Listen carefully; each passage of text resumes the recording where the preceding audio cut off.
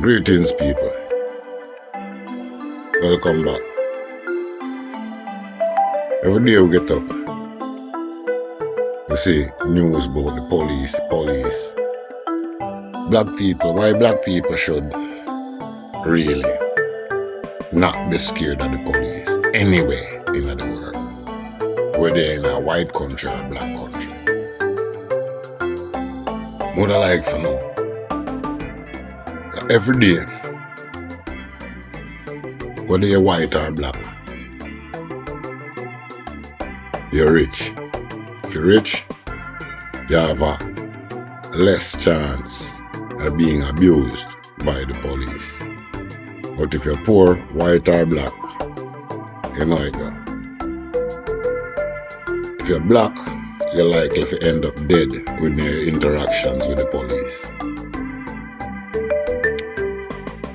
Over the past few weeks, Christmas has come round.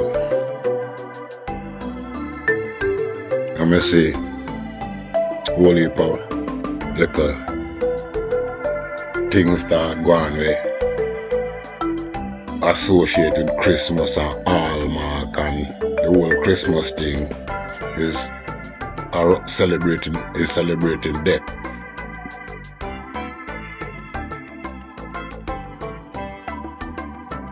Them frame it round as birth, but a peer killings going over Christmas periods.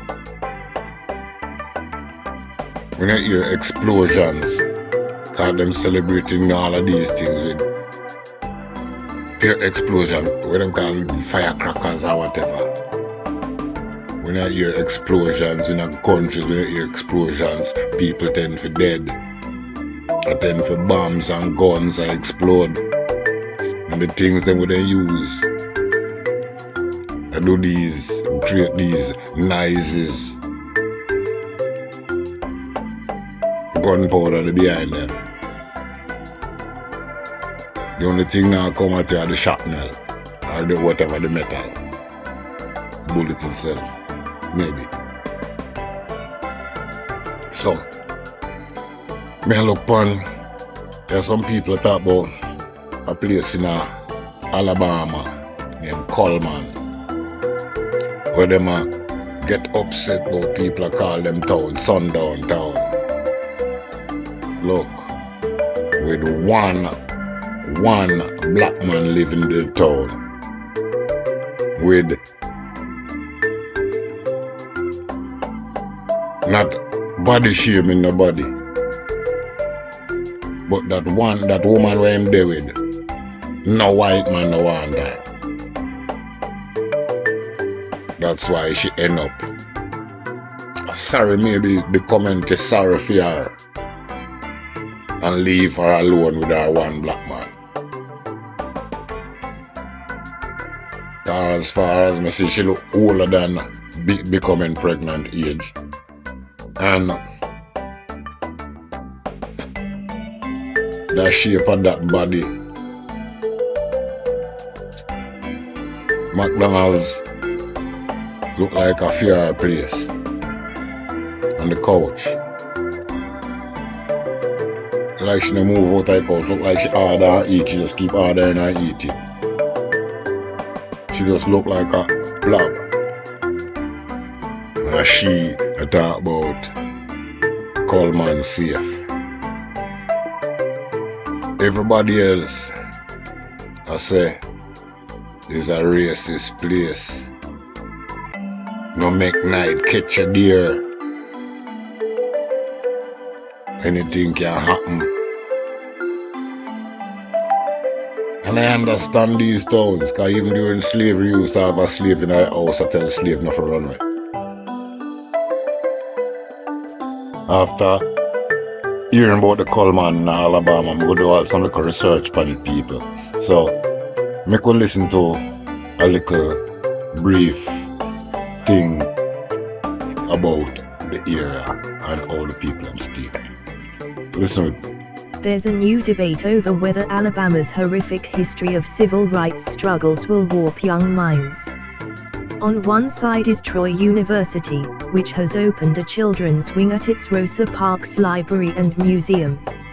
On the other is the Rosa and Raymond Parks Institute for Self-Development in Detroit, which alleges in a lawsuit against the university that some of the material in the new wing is not suitable for young children. In particular, the Parks Institute objects to the word nigger in an interactive film and images that show how blacks were stereotyped. Troy argues that everything is depicted in a historical context. I agree with the experts who say in defense of the display that giving children a watered-down version of history could be more damaging than exposing them to the painful truth. One of the reasons that race remains such a divisive issue is that we have failed to address it head-on. Polite Southerners are reared to be non-confrontational. But the tendency to avoid facing the hard truths of history is a national dysfunction, at least when it comes to the uncomfortable question of race. James W. Loewen makes that point in a new book, Sundown Towns, that looks at a buried piece of racist history. A sundown town is one that forbade blacks, through ordinance or otherwise, to live in it. The name comes from the fact that many of these places posted signs like the one on the cover of the book, whites only within city limits after dark. Although the existence of such communities is common knowledge, Loewen writes, almost no literature exists on the topic. Even book-length histories of the sundown towns omit their exclusionary policies. Loewen, a historian and sociologist who spent years studying the phenomenon, opens some of those long-locked closets. Among his findings is that most sundown towns existed outside of the Deep South. In Mississippi, for instance, there were no more than 6 such communities, while in Illinois, he found no fewer than 456. Sometimes entire counties went sundown, particularly when their county seats adopted the exclusionary policy. They simply drove out their black populations, then posted warning signs. I can't vouch for the accuracy of everything in the book. By its nature, much of Loewen's evidence is anecdotal, though census records frequently support it. There are virtually no photographs of the notorious sundown signs. Even racist lynchings seem to have been better documented by the camera. But the tales endure. The book reminded me of a story I have heard all my life, one that's probably familiar to most Alabamians my age or older. Cullman was a sundown town. It displayed a sign that said nigger, don't let the sun go down on your head. Some versions used a different body part, in this town. Or so the story went. I never actually saw such a sign, though I lived for years in northern Alabama. Even some former Cullman residents who told me they had grown up hearing about the sundown sign confessed they'd never actually seen it. The internet is full of stories to the contrary, however. One person wrote that his wife told him about a sign saying "Welcome to Cullman" with a subhead that read, "Nigger, don't let the sun set behind your back." Another claimed there was a huge billboard right at the Cullman city limits on Highway 278 saying, "Nigger, don't let the sun set on your butt" in this town that was on display as late as 1989. A picture of a Klansman and a burning cross accompanied the message, or so the anonymous poster claimed. Charles Tisdale, publisher of the Jackson, Miss, Advocate, wrote in a 2000 column that Cullman posted a sign for many, many years on its main street that read "Nigger, read and run. If you can't read, just run." Another writer claimed the same message was on a series of signs modeled on the old Burma shave advertisements, posted one after the other on a road leading to Cullman. One of the internet authors even claimed that though Cullman's sundown sign was dismantled years ago, it remains in storage in the basement of the county courthouse. The widely differing accounts led me to lean toward thinking that the sundown sign in Cullman was just an urban, or country, myth. Even Loewen's book, which identifies Cullman as one of the cities with a national reputation as a sundown town. Its percentage of black residents in 2000 was 0.7, according to the U.S. Census. Does not mention a sign. Arab, a town on Sand Mountain in North Alabama, went Cullman one better, or worse, Loewen writes. It wouldn't even allow blacks to enter during the day. Cullman, however, needed black day workers. According to Loewen, that resulted in the establishment of a community about 20 miles south of Cullman that was virtually all African American. It existed, he writes, to house the black labor pool that was excluded from living in Cullman: maids, janitors, handymen. Blacks and whites alike called it the colony. Its residents commuted to Cullman via carpool, taking care to leave town before sunset.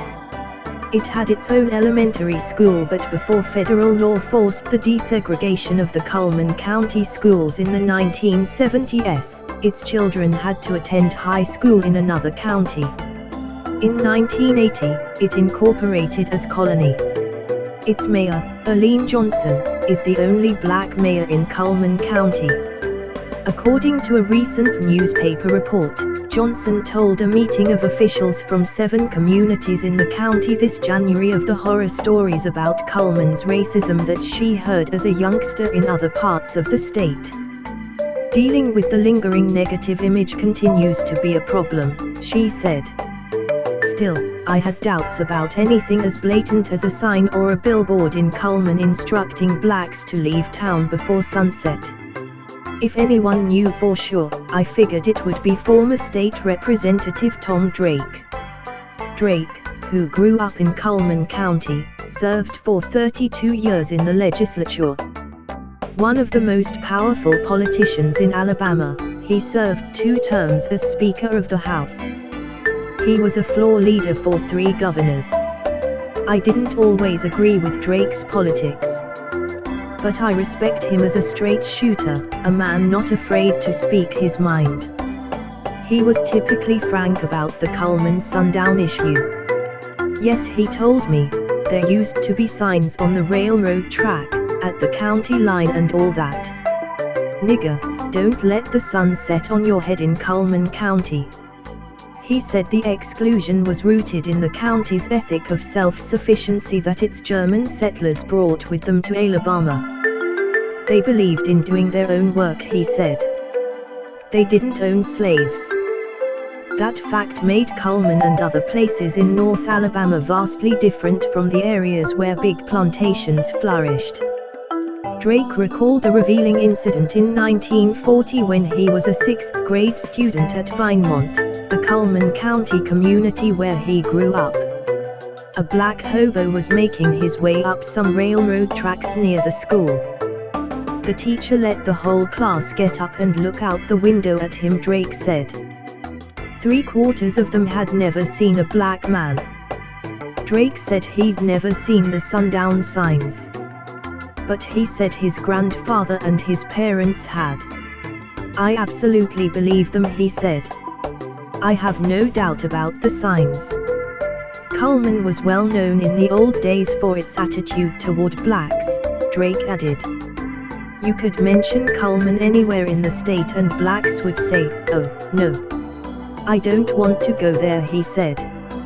I'm not saying it was the Germans that put up the signs, he continued.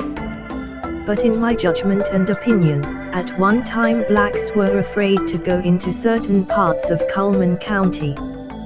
That's just the way it was. Today, he said, race relations in the county are as good or better than anywhere in Alabama. If that's the case, and on this point Mayor Johnson from Colony agrees with Drake, then why dredge up this ugly piece of history? It's a question that Loewen poses early in sundown towns. He offers several answers. First, it's truth. And telling the truth is the right thing to do. Moreover, he writes in a piece of post-Watergate wisdom, when the powers that be work concertedly to suppress something, then perhaps that something is worth learning. After all, how can we deal with something if we cannot even face it? Finally, he says, understanding the impetus that led to exclusionary policies during the first half of the 20th century may mobilize Americans in our own time to expend energy to end these practices. To those sound reasons, I would add one of my own. It is important for all of us to understand the past, for it shapes every moment of the present. William Faulkner said it much more eloquently: the past is not dead. In fact, it's not even past. As I write this, the legislature is debating whether to try again to remove segregation-era language from the Alabama Constitution. The continued presence of the language is embarrassing, to say the least. But the lawmakers aren't expected to try to remove it this session because they fear it would stir controversy in an election year. You won't see it until after election time, said the new chairman of the House Constitution and Elections Committee. The chairman is a good man, a straight shooter like Drake. Like the former speaker, he also happens to be a Democrat from Cullman.